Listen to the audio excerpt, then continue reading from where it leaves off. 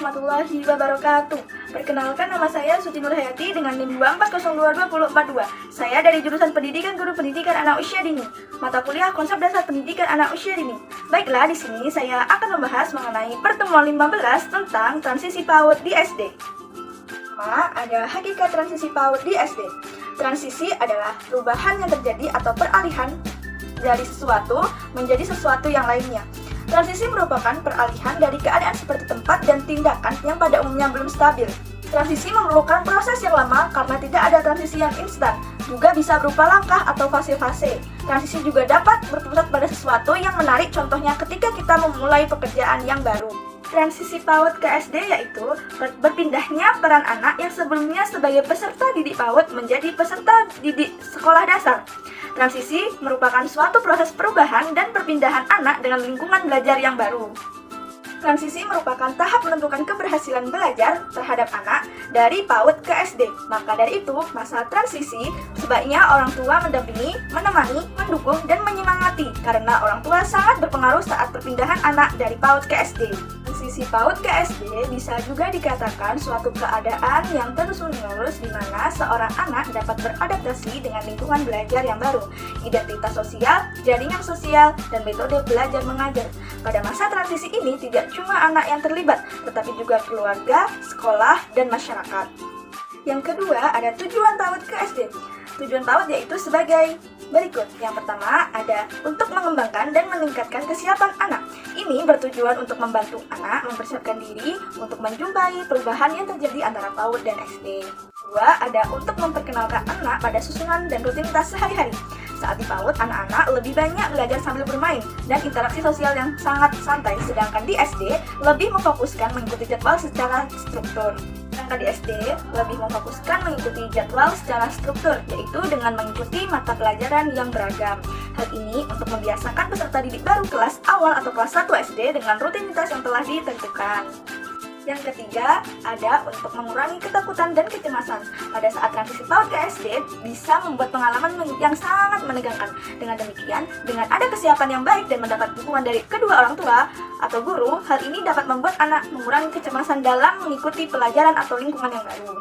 Keempat, ada untuk mendorong pengembangan sosial dan emosional. Pada saat anak di SD, maka akan lebih banyak berinteraksi dengan teman dan guru yang berbeda-beda.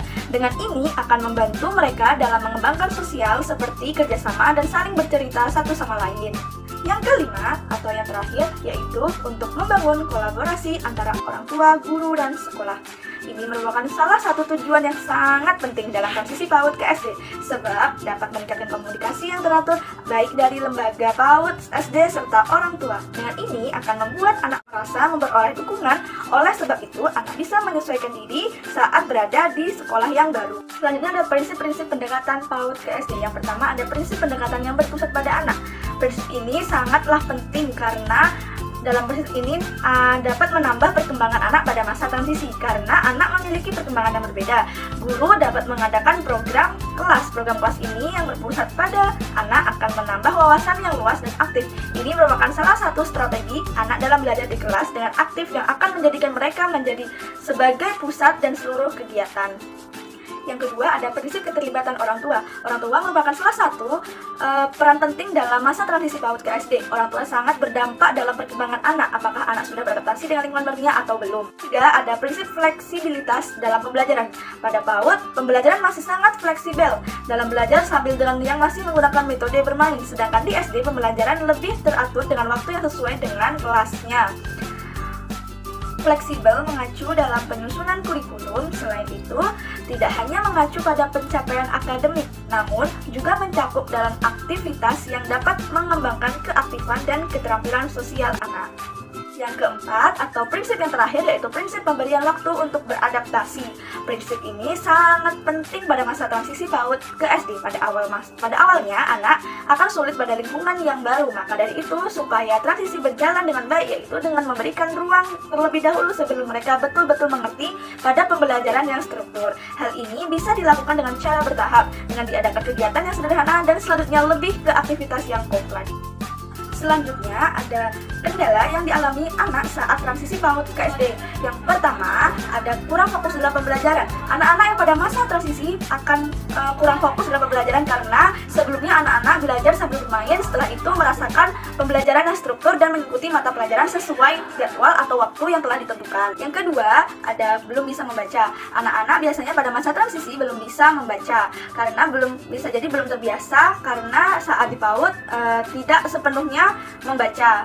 Kendala ini sering sekali dialami oleh anak-anak yang transisi PAUD ke SD. Mungkin hanya itu yang dapat saya sampaikan. Apabila ada salah kata, saya mohon maaf. Saya akhiri. Wassalamualaikum warahmatullahi wabarakatuh.